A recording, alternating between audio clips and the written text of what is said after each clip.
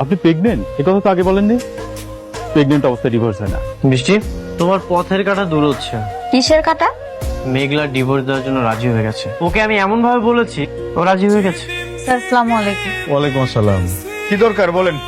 Sir আমি আমার স্বামীর বিরুদ্ধে মামলা করতে চাই। স্বামীর বিরুদ্ধে?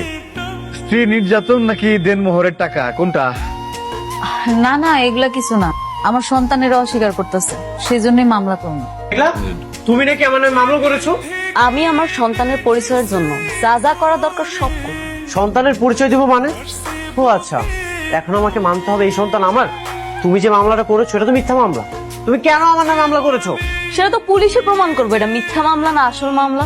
তুমি আমার নামে মামলাটা তুলে নাও, না হলে কিন্তু আমি তোমার নামে মানহানির মামলা করব।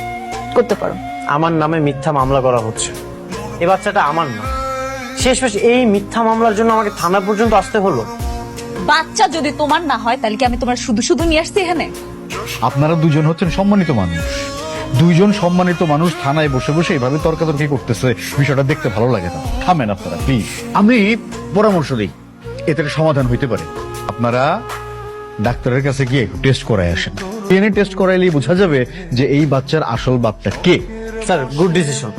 টেস্টটা করলেই প্রমাণ হয়ে যাবে।